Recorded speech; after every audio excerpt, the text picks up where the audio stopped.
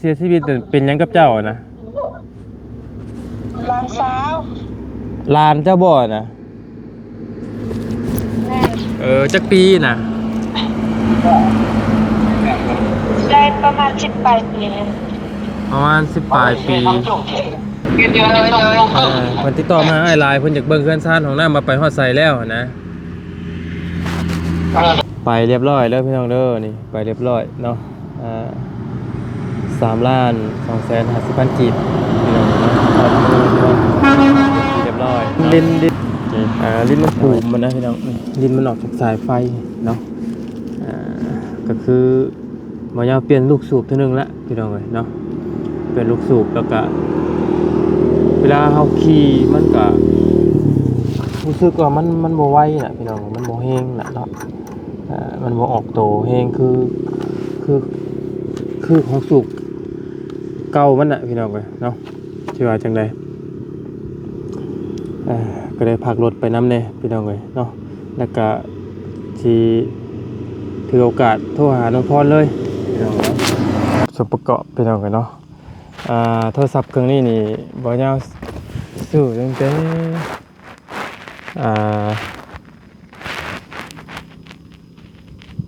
่เฮ็ด YouTube ครั้งแรกพี่น้องเนาะก็รู้สึกว่ามีผู้ใหญ่เพิ่นซื้อให้ตอนซอย200นี่แหละพี่น้องเนาะแม่นบ่ผู้ใหญ่เพิ่นซอย100บ่แล้วก็บ่ยาวเอาเงินเจ้าของตื่มซื้อเอาพี่น้องเนาะอยู่ไทยไปก่อนเพราะว่า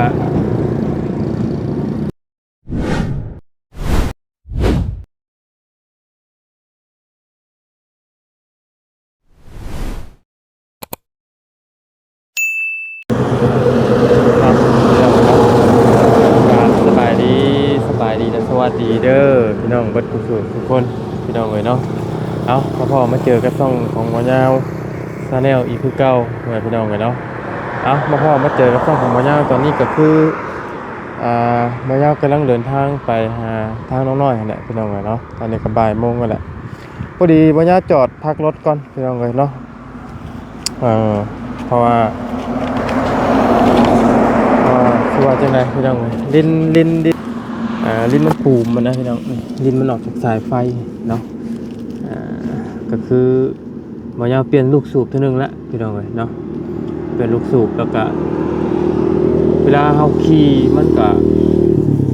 รู้สึกว่ามันบ่ไวน่ะพี่น้องมันบ่แฮงน่ะเนาะมันบ่ออกโตแฮงคือของสูบเก่ามันน่ะพี่น้องเลยเนาะสิว่าจังได๋ก็ได้พักรถไปน้ำแน่พี่น้องเลยเนาะแล้วก็ที่ถือโอกาสโทรหาน้องพรเลยพี่น้องเนาะซื้อข้าวมากินพี่น้องก็ซื้อข้าวไปกินน้ำทางแต่ว่าข้าวก็ลืมซื้อน้ำบัดนี้เนาะสิว่าจังได๋แตกบ่ได้พี่น้องเลยเนาะนี่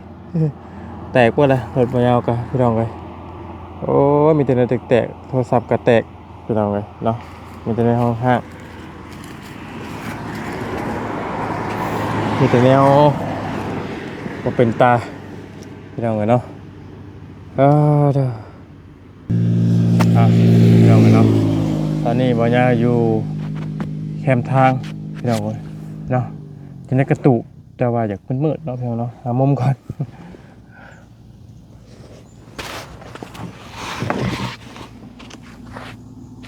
มืดเนาะ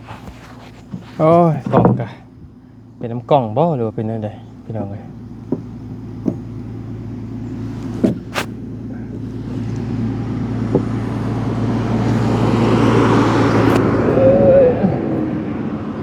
คือสิเป็นน้ำกล่องเลยแหละเนาะ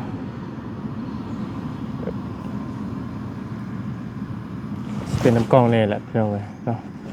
เสียงไปมุมไหนมืดที่เก่ามีแต่แนว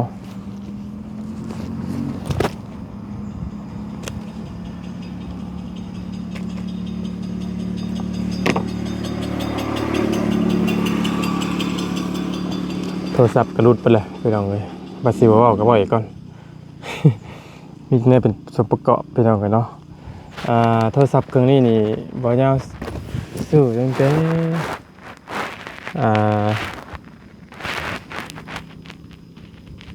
ตั้งแต่เฮ็ด YouTube ครั้งแรกพี่น้องเนาะก็รู้สึกว่ามีผู้ใหญ่เพิ่นซื้อให้ตอนซอย200นี่แหละพี่น้องเนาะแม่นบ่ผู้ใหญ่เพิ่นซอย100บ่แล้วก็บ่ยาวเอาเงินเจ้าของตื่มซื้อเอาพี่น้องเนาะเป็นโทรศัพท์ประมาณ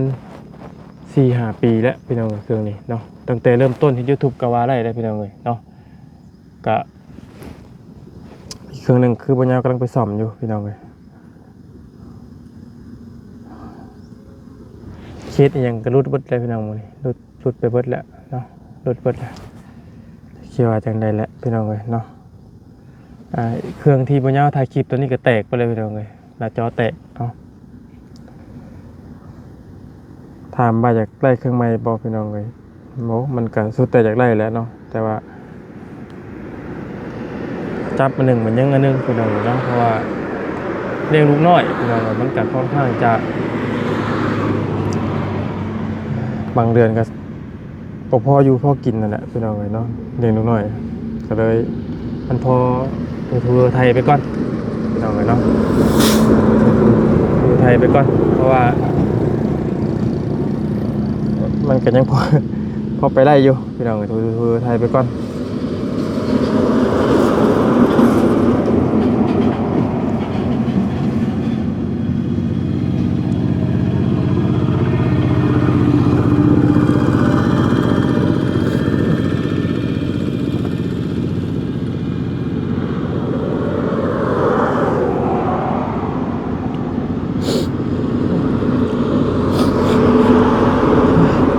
เป็นวัดพี่น้องเนาะเอ้ามีแต่ว่าบ่ย่าไปผู้เดียวพี่น้องเอ้ยขี่รถจักรไปพอดีน้องหมู่คู่ไปเบิดทั้งบอดี้ไปฟอกไตพาแม่ไปฟอกไตพี่น้องเนาะแล้วก็ต่างมาพักรถไปน้ำลิ้นมันย่อยพี่น้องลิ้นหมองมันออกจากสายไฟนะก็บาลเงินเดือน YouTube ออกก่อนพี่น้องเลยมันยาจะไปเปลี่ยนหรือว่าอย่างมันไปเฮ็ดใหม่ว่าลิ้นมันย่อยบ่อยากขี่ไปทางไกลนะพี่น้องเลยแต่มันจำเป็นเพราะว่าเฮาก็บ่มีรถเนาะรถอีกคันนึงก็ทั้งแม่น้องเนเตอร์เพิ่นไปส่งลูกไปโรงเรียนพี่น้องเลยเนาะฮ้อนพี่น้องเลยมีแต่ว่าสำหรับคลิปนี้ทั้งบรรยาวเองจะโทรหาทางน้องพรน้องเหมือนเพราะว่าพอดีมีทั้งอ้ายฮัดเนาะผู้ที่เพิ่นซอยเพิ่นได้ทานผู้ใหญ่ทานเก่าพี่น้องกันเนาะก็ทั้งอ้ายเพิ่นก็ถือว่าซอยมาหลายรอบหลายที่แล้วพี่น้องกันเนาะสำหรับคนทุกข์คนจนเพราะว่าตั้งแต่พุ่นแหละตั้งแต่น้องพรบ้านเทิมใหญ่พุ่นแหละพี่น้องเอ้ยเนาะอ้ายเพิ่นก็ซอยมาตลอดพี่น้องขอบคุณมุกกับใจอะไรหลายๆเด้อเนาะวัดพี่น้องเลยไอ้เพิ่นส่งเงินมาให้น้องพร150พี่น้องเนาะเป็นเงินกะเบิ่งก่อน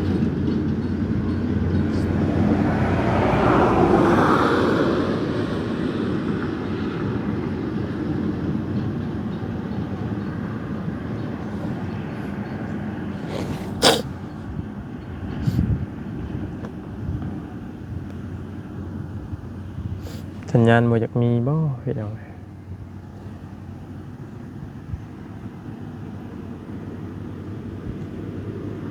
เข้าแอปบ่ได้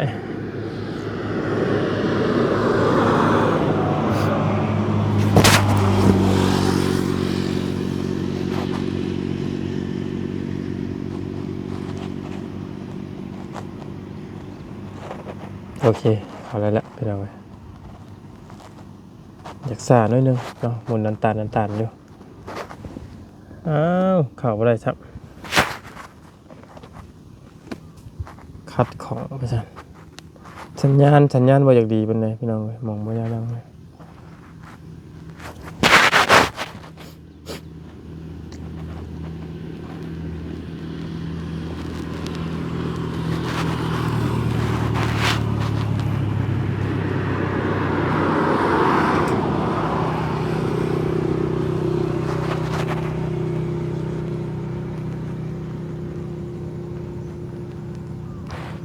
เค3,250,000กีบเนาะพี่น้องเลยประมาณปลายมันประมาณ3,260,000หรือ70,000นี่แหละมันยังค่าฝากแหละให้น้องลงกินน้ำกินอะไรไปเลยในห้างอันว่าพวกคุณดึงเงินให้น่ะพี่น้องเลยเนาะประมาณนั้นแหละไอ้เพิ่นฝากมาให้กินทานผู้ที่ญาติพี่น้องเพิ่นที่เสียที่น้องพรเสียนั่นแหละพี่น้องเลยให้น้องพรให้น้องพรไปกินทานเนาะเบิ่งบ่อยากสิโทรหาน้องเพิ่นก่อนเพราะว่านัดน้องเพิ่นไว้ล่ะเนาะว่าสิโทรหารับอยู่บ่ล่ะ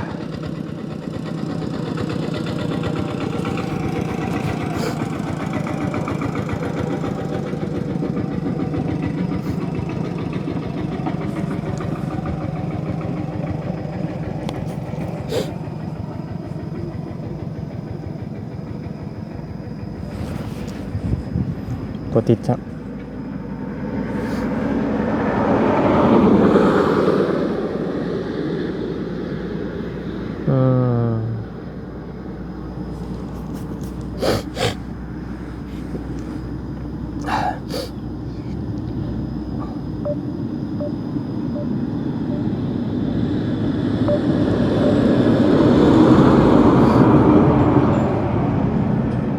บ่รู้ว่ามื้อนี้วันหยังเนาะเบิ่งก่อนพี่น้องบ่ติดจับพี่น้องว่า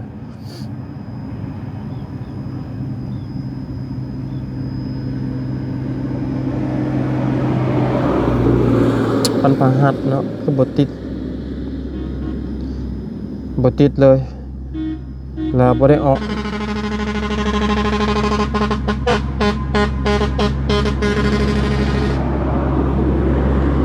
แล้วน้องเพิ่นบ่ได้อ่อนนะพี่น้องเอ้ยเนาะพอดีน้องเพิ่นบ่อ่อนครับ2 ชั่วโมงแล้วยังบ่อ่อนอยู่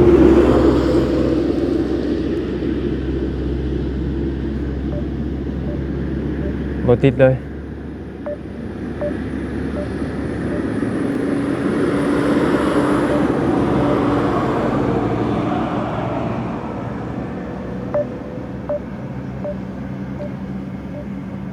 โอ้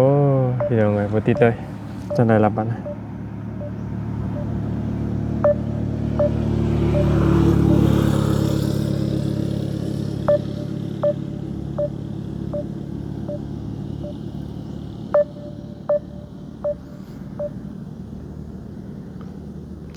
ยันสัญญาณเนาะบ้านน้องเพิ่นบ่ดีนะพี่น้องหรือว่าไฟฟ้าลับบ่หรือว่าจังได๋พี่น้องตามก็คือตอนที่ทั้งบ่ยาวไปเนี่ยพี่น้องเพราะว่าไฟฟ้าบ้านน้องเพิ่นมันมักรับช่วงตอนบ่ายหรือว่า11 โมง 12 โมงประมาณนี้นะพี่น้องเนาะมีแต่เพิ่นแหละรอท่าน้องเพิ่นรับสายแล้วบ่ยาวอัดคลิปให้พี่น้องแล้วก็ถามเรื่องของน้ำของในน้องเลยเพราะว่าเมื่อวานนี่บ่ยาวอัดไปโทรหาน้องเพิ่นน่ะน้องเพิ่นรับอยู่แต่ว่าน้องเพิ่นบ่ว่างรู้สึกว่าคนดินบล็อกไปคืนเฮ็ดห้องน้ำนี่แหละพี่น้องเอ้ยเมื่อวานนี่เนาะแล้วน้องเพิ่นก็คือสิบ่ว่างแล้วก็เลยบ่ได้โทรมาหาเลยเนาะบ่สิโทรไปทานน้องเพิ่นก็มีทั้งไอ้ฮับที่ใจดีพี่น้องก็ฝากเงินมาเนาะแต่เฮ็ดจังได๋ก็มันบ่ทวงบ่ทันครับพี่น้องเอ้ยเนาะน้องเพิ่นบ่รับซ้ำก็มีแต่รออีกรอน้องเพิ่นโทรกลับมาตอบกลับมาพี่น้องเอ้ยเนาะสิว่าจังได๋ไปผู้เดียวซะพี่น้องเอ้ยมื้อนี้เนาะก็พุ่นน่ะไปหาทางน้องน้อยพุ่นน่ะพี่น้องเอ้ยก็ถือโอกาสพักรถด้วยเพราะว่ารถบ่ยาวมันเดินไกลบ่ได้แล้วพี่น้องเอ้ยตัวลิ้นย่อยยันมันบางอย่างยันมันลามไปอันว่าหม้องอื่นเนาะยันมันลามไปเป็นหม้องอื่นเพราะมันเป็นซัมนี่นะพี่น้องมันเป็นซัมนี่แต่ว่ายันมันลามไปหม้องอื่นไปเลยนะเนาะเลยพักรถไว้ก่อนพี่เราไปออกมาสวยนะจังหน่อยพี่น้องเลยเพราะว่าเป็นวัดเนาะเป็นวัดเป็นไอ นั่งอยู่แคมป์ทางพี่น้องเลยเนาะมองห้านเป็นขายเครื่องขายของพี่น้องเลย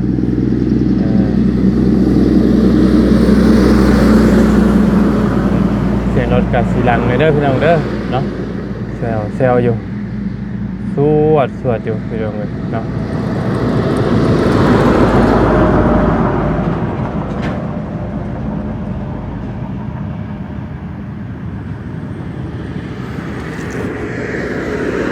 เอาของมากินเข้าห้องท่องก่อนใส่พี่น้องเลยเนาะ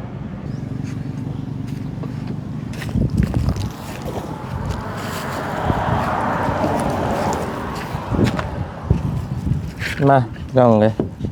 เข้าห้องท่องก่อนซะก่อนสิเดินทางเนาะก็บ่ยาวว่าสิบ่กินละว่า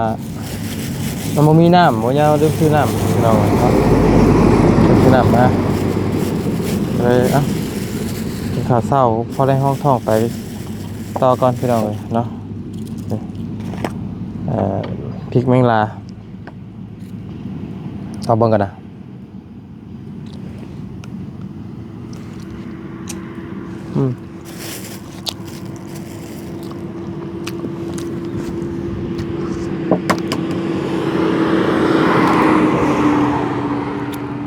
ไข่ต้มพี่น้องเลยมาชิบกินแล้วเพราะว่าไม่น้ำนะ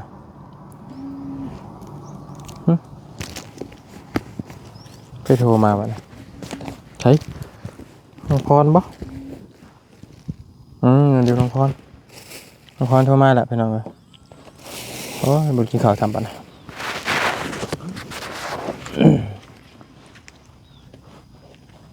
น้องพรโทรมาพอดีพี่น้องเลยเนาะ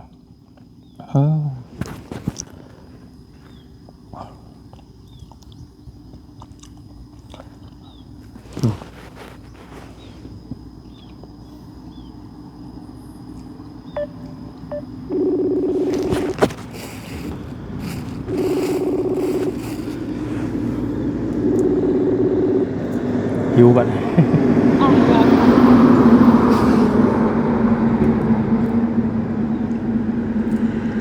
โอ้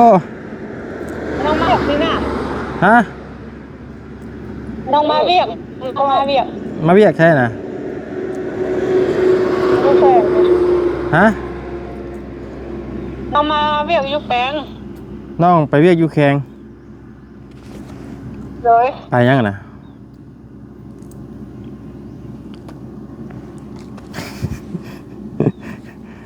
ไปน้ำสาด ไปยัง เอ้าไปกับสร้างบ่กินดึกกินกึกกินคือกัน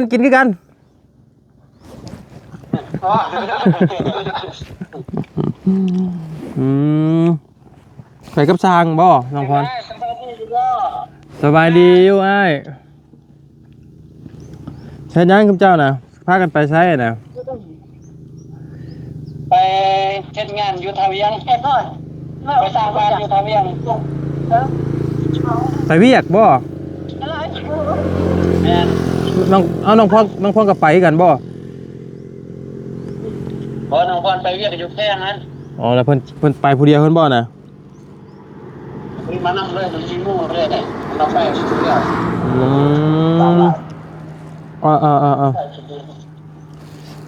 กำลังกินข้าวอยู่แซวพี่น้องไปจะค้นนะ6 คนพี่น้องโอ้ยอยากมัวเนาะพรกล้องเจ้าเป็นยังคือมัวแท้ หมอฉันงานสาด แพงฝนตกแล้วเข้ากินข้าวทานอาหาร สัญญาณบ่ดีบ่เป็นอะไรเฮือนน่ะอันเฮือนซ่านด้วยจ้ะของน้ำของในเฮ็ดน่ะบ่ แม่นกระเจ้าเห็ดมานี่ เฮ็ดเรียบร้อยเนาะอ้าวเจ้าขี่รถยังไปแข่งนะ มาเวียกอะไรหนึ่ง บ่เจ้าขี่รถยังไปนะ รถจักรน้องขี่มาเอง น้องขับไปเองเลย แม่น ลูกก็ซะ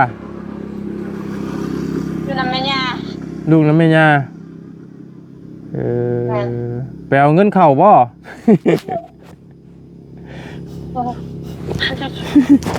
ให้เมนจักบ่ว่าถือเริ่มจัก ว่าอย่าง ไปเอาเงินเข้าธนาคารบ่ มาแม่น มาเมน ไปเปลี่ยนกันเลยแต่ว่า ใช้เบื้องหน้าให้ที่เบื้องในทั้งพร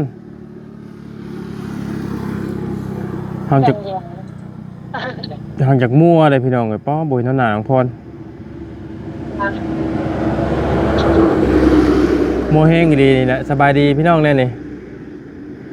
โดยสบายดี สบายดี อันห้องน้ำน่ะเฮ็ดไปฮอดใส่แล้วเฮือนครัวน่ะน้อง เอาลงมาเห็นมานี้น่ะ อ๋อยังบ่ได้ฮอดใส่บ่ เจ้าส่งแม่นเจ้าน้อยเพิ่นส่งมาให้น้องแล้วน้องสิส่งให้เบิ่ง เจ้าไปกลับบ่มื้อนี้ นอนไปกลับบ่ได้ทางเปื้อนโพด นอน ไปเวียงเด้บาดนี้ความลับเนาะบาดนี้เราบอกกันบ่ได้บาดนี้บอกหลังไม้ก็ได้กันเด้อ ยังอ้ายก็สิเห็นสิบอกกับเจ้าส่งให้หั่น ส่งหยังเจ้าส่งหยัง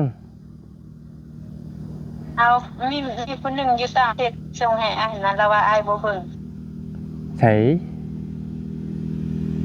ไผส่งหยังมาให้อ้ายบอกไปเลย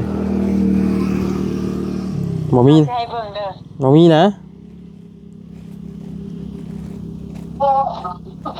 นี่น้องเฟซให้เบิ่ง โอ้ย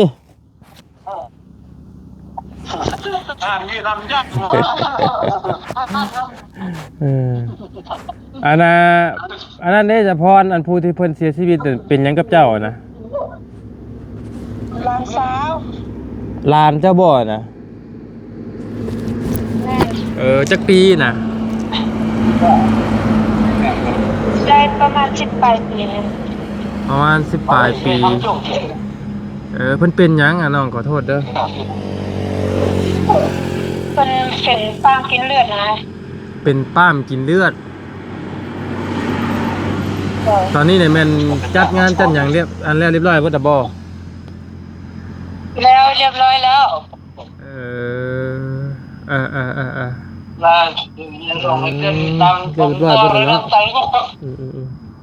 นั่น แล้วจะบื้อนี้จะไปมื้อนี้จะไปกับไอ้สร้างเพิ่นแหละบื้อจะมาผู้เดียวบ่นี่ นั่นตอนกลับผู้เดียว เอ้าเป็นตาย่านแต่ไปผู้เดียวกล้าเนาะเจ้าก็ไกลผู้ไกลนึงระวังเขาปล้นเด้อ ใช้เขาพ่นหยัง จักเลย พ่นเอาโทรศัพท์ ปล้นใจ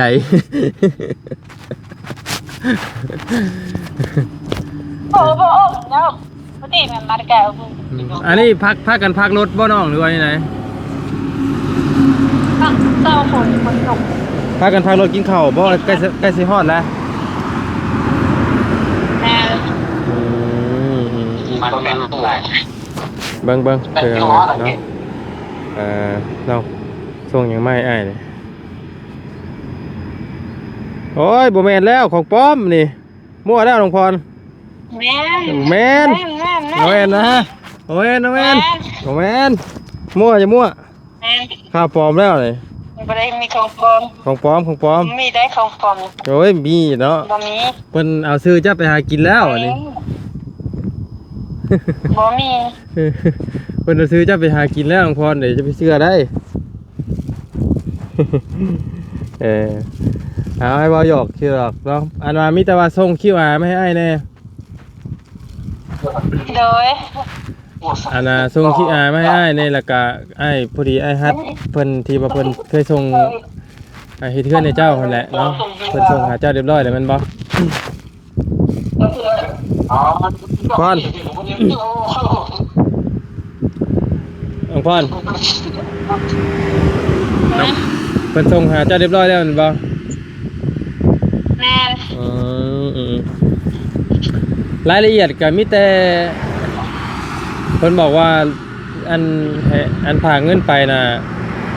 ได้แต่เจ้าสิแบ่งไปกินทานเท่าใดก็ได้แต่เจ้าเด้อ โดย เงินน่ะได้อยู่2ล้าน3ล้าน50,000เด้อน้องเด้อ เลย และเลี้ยงน้ำสร้างเพิ่นเด้อ เลย เลี้ยงน้ำสร้างเพิ่นจักแสน2แสน มันเลย ไปหมู่ ได้ เพิ่น อยู่ พี่น้องเลยเนาะพี่น้องเดินทางแล้วบ่ แม่น มีแต่ให้บ่รบกวนเจ้าแล้วสายันว่ามันเสียเวลาที่เจ้าเดินทางเนาะ เลยขอบใจหลาย มีแต่เจ้านี่ฝากมุกขอบใจทั้งไอ้ฮัดเพิ่นผู้แลกกะไอ้เจ้าก็คือสิฮู้ดีอยู่เพราะว่าเพิ่นติดต่อหาน้องพรโดยตรงอยู่พี่น้องในตอนนี้กะแต่ว่าเพิ่นยังผ่านบ่ยาวเป็นสะพานบุญให้คือเก่าเนี่ยเพราะว่าบ่ยาวกับอ้ายเพิ่นก็รู้จักกันมาตั้งแต่โดนนานตั้งแต่หลายปีแล้วแหละพี่น้องเนาะก็ถือว่าเพิ่นผ่านบ่ยาวมานี่ก็ถือว่าหลายรอบแล้วพี่น้องเนาะมีแต่ให้น้องพรขอมุกขอบใจทั้งอ้ายฮัดเพิ่นเด้ออวยพรให้ใช้เพิ่นอยู่ดีมีแฮงแน่น้อง โอ้ยขอบใจทำมันไอ้ฮัดหลายเด้อความเจ็บอย่าได้ความไข้อย่ามีขอให้ได้เงินคำไหลมาหลายๆกว่าเก่าที่ให้น้องเด้อโดยน้องเนาะแล้วก็ขอมุกขอบใจ FC เพิ่นนำแน่ล่ะแล้วก็ผู้ใหญ่ใจดีหลายๆท่านนั่นแหละขอบใจหลายๆหมดทุกคนโดยเป็นจังได๋อยู่ดีมีแฮงอยู่แล้วว่าเบิดคุสุคนอยู่แล้วว่าทางไอ้ทางเพิ่นก็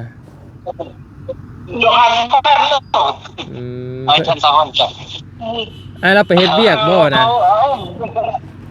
แม่ไปเฮ็ดเทือนนี่บ่ไอ้เพิ่นไปเฮ็ดเวียกไปเฮ็ดเทือนนี่บ่น้องพรแม่นเพิ่นไปเฮ็ดเรือนอยู่อันทาเวียงเพิ่นบอกให้น้องไปแต่งกินเพิ่นอยู่แต่ว่าน้องทำเพิ่นก่อนเปียก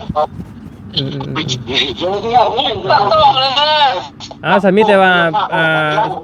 เลี้ยงน้ำเพิ่นเด้อน้องเด้อคนละถุงโอ้ยเลี้ยงน้ำเพิ่นแน่ก็มีแต่เดี๋ยวอาจสิโทรลิ้นน้ำใหม่ดอกเบิดจะเมื่อเทือนน่ะก็โทรมาหาอ้ายแน่เด้ออ้ายอยากเบิ่งเฮือนซ่านของน้ำเพราะว่า FC ตอนนี้ติดตามของน้ำเจ้าหลายโทรมาหาอ้ายนะเพิ่นติดต่อมาหาอ้ายหลายเพิ่นอยากเบิ่งเฮือนซ่านของน้ำมาไปฮอดไสแล้วนะเดินทางปลอดภัยได้ซะเด้ออ้ายก็สิไปคือกันบัดนี้เด้อขอบใจเด้อโดยน้องขอบใจคือกันเดี๋ยวอ้ายสิส่งชื่อให้จักหน่อยโดยบ่แม่นส่ง QR พี่น้องเอ้ยเนาะลืมมาส่ง QR ส่งเงินให้น้องเพิ่นพี่น้องเนาะจำนวนเงินก็ประมาณ3,250,000 กีบเนาะบ่ยาวให้ค่าฝาก 10,000 พี่น้องเอ้ยแล้วก็ให้น้องเพิ่นผู้ที่เพิ่นส่งเงินให้น่ะ 10,000 กีบนี่แหละกินน้ำโอเคเดี๋ยวบ่ยาวจะส่งเงินให้น้องเพิ่นก่อนพี่น้องเนาะทั้งไงเพิ่นก็ให้บ่ยาวมาอยู่พี่น้อง40หลอนค่าน้ำมันขอมกขอบใจอันหลายอยู่ดีมีแฮงขอมกขอบใจที่ปล่อยวางใจทั้งบ่ยาวสะพานบุญให้ง่ายคือเก่าคือเดิมเนาะ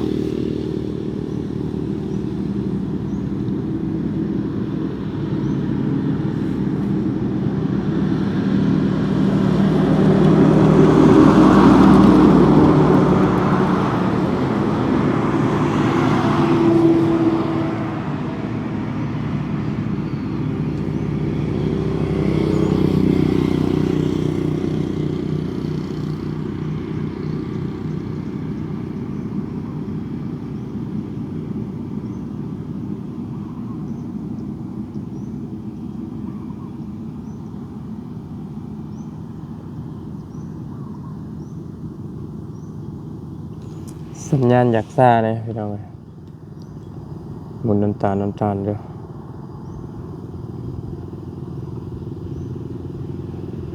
ตามซื้อน้องเพิ่นส่งมาให้แหละพี่น้องจักสิแม่นหรือบ่เพิ่นบ่ได้ใช้รูปเนาะแต่สิแม่นอยู่ติ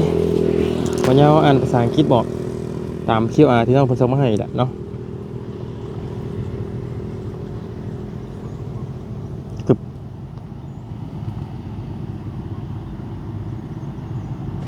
ไปเรียบร้อยแล้วพี่น้องเด้อนี่ไปเรียบร้อยเนาะ 3,250,000 กีบพี่น้องเนาะทอดมือพี่น้องเรียบร้อยเนาะโอเคเดี๋ยววันนี้ส่งให้น้องไปก่อน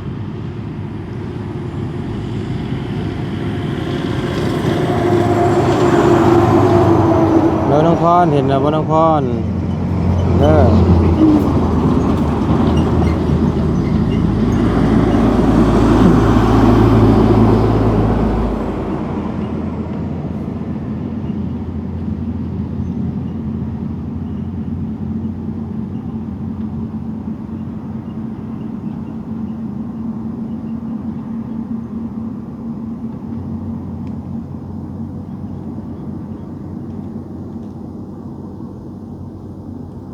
โดยเห็นแล้วขอบใจหลายๆเด้อ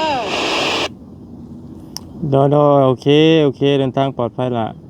เดี๋ยวมึงสั้นๆโทรมาหาไอ้ใหม่เด้อโอเคพี่น้องเนาะสำหรับห้องน้ำห้องในในตอนนี้กับแมน FC และผู้ทุกคนก็ติดตามมาค่อนข้างจะหลายพี่น้องในตอนนี้เนาะเอาโอเคบ่เป็นหยังพี่น้องบ่ยาวก็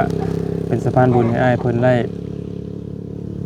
สำเร็จไปเรียบร้อยรู้เรื่องไปเรียบร้อยแล้วก็กินข้าวกินน้ำแล้วก็เดินทางไปต่อพี่น้องเนาะน้ำมันเติมไปต่อพี่น้องเนาะลิ้นรถก็จะสิไปฮอดไซแหละพี่น้องเนาะพักไปตามทางนี่แหละเนาะมีแต่นั้นนะพี่น้องทั้งมายาเองก็ต้องขอบคุณขอบใจทั้ง FC และขอบใจทั้งไอฮัทในไลน์ขอให้อ้ายอยู่ดีมีแฮงความเจ็บป่วยได้ความไข้ไว้มีได้อ้ายเด้อขอให้ร่ำรวยสุขกายสุขใจตลอดปีตลอดไปเด้ออ้ายเด้อเนาะขอให้มีสุขภาพร่างกายแข็งแรงเนาะอยู่ดีมีแฮงขอบคุณ FC ทุกคนที่เข้ามาติดตามรับชมคือเก่าคือเดิมเนาะสำหรับคลิปนี้มายาไปก่อนพวกพี่น้องบ๊ายบายเด้อเนาะ